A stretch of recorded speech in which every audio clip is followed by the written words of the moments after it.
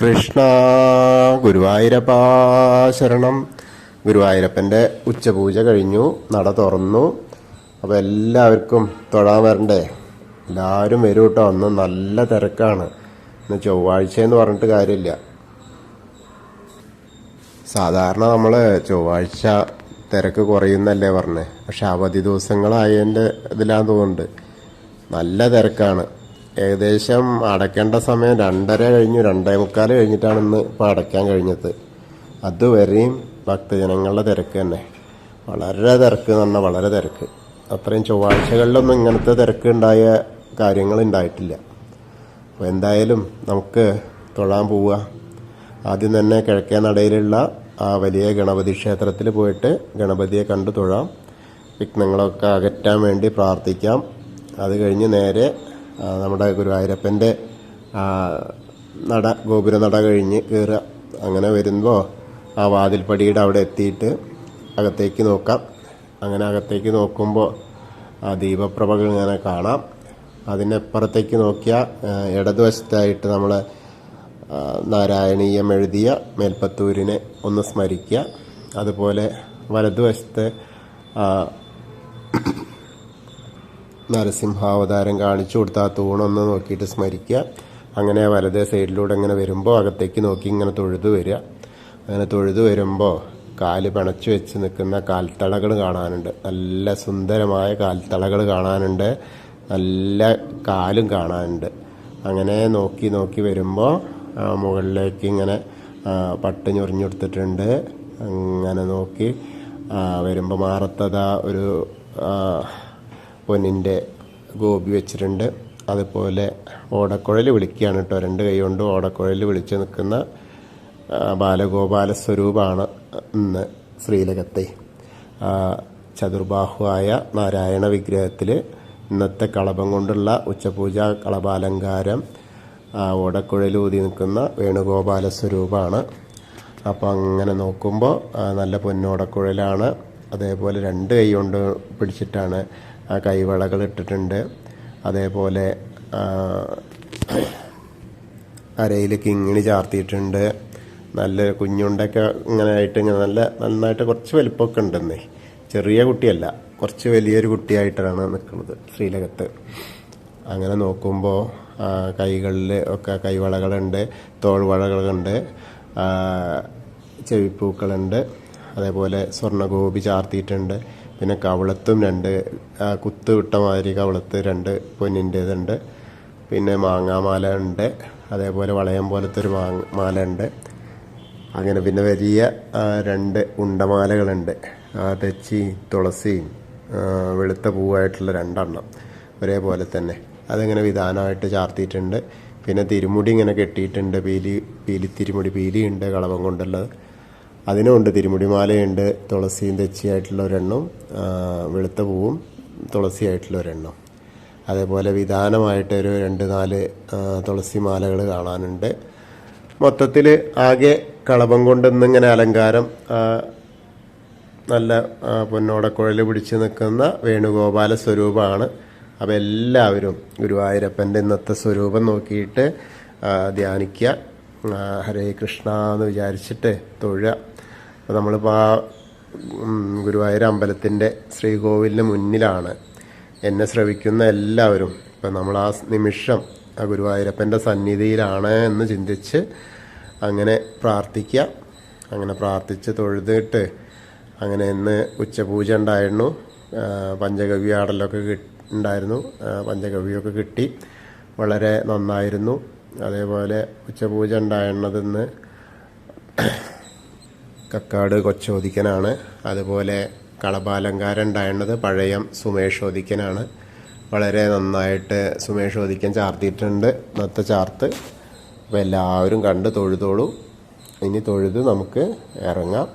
അങ്ങനെ ഇറങ്ങുമ്പോൾ തിടപ്പള്ളിയിലേക്ക് നോക്കുക. തിടപ്പള്ളിയിലേക്ക് ഒന്ന്, കാരണം ഭഗവാന് നേദ്യം ഉണ്ടാക്കുന്ന സ്ഥലമാണ്. വിഘ്നേശ്വരന് ഗണപതി ഹോമം നടത്തുന്ന സ്ഥലമാണ്. പ്രാധാന്യം അർഹിക്കുന്ന സ്ഥലമാണ്. അപ്പോൾ അവിടെ നോക്കിയിട്ട് ഒന്ന് പ്രാർത്ഥിച്ച് തൊഴുക. അത് കഴിഞ്ഞാൽ നേരെ ആ സപ്തമാതാക്കളുടെ അവിടെയൊക്കെ നോക്കി തൊഴുത് നേരെ ഇങ്ങനെ പോരാം. വിഘ്നേശ്വരൻ്റെ അവിടെ വന്ന് വിഘ്നേശ്വരനെ കണ്ടു തൊഴാം. കൊമ്പും ഒക്കെ ഇങ്ങനെ തുമ്പിക്കൈയൊക്കെ ഇങ്ങനെ ചാർത്തിയിട്ടുണ്ട്. മാല ധാരാളം വെച്ചിട്ടുണ്ട്. പഴമുണ്ട്, മഞ്ഞ പട്ടൊക്കെയാണ്. അപ്പോൾ വിഘ്നേശ്വരനെ കണ്ടു തൊഴാം.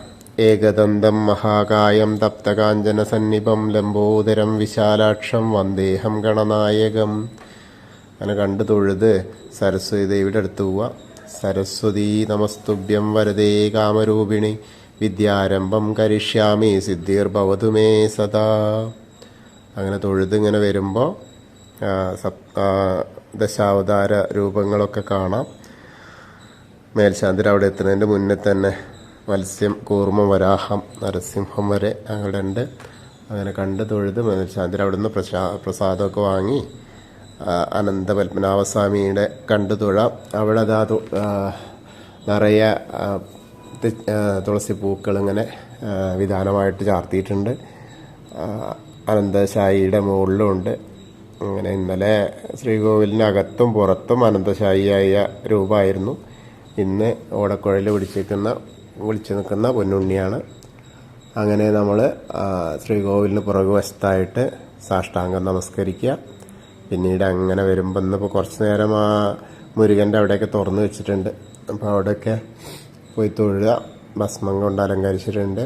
അത് കഴിഞ്ഞാൽ നേരെ ഹനുമാൻ സ്വാമിയുടെ അടുത്ത് വരാം. ഹനുമാൻ സ്വാമിയുടെ അടുത്ത് വന്ന് ഹനുമാൻ സ്വാമിയെ കണ്ടു തൊഴാം. വെറ്റിലമാല ചാർത്തിയിട്ടുണ്ട്, സിന്ദൂരമുണ്ട്. അത് കഴിഞ്ഞാൽ രാധാകൃഷ്ണ വിഗ്രഹം ഒക്കെ കണ്ടിങ്ങനെ തൊഴുത് ഊവിൻ്റെ അവിടെ വന്നിട്ട് തൊഴാം. അത് കഴിഞ്ഞാൽ ഗ്രില്ലിന് അപ്പുറത്തേക്ക് വരിക.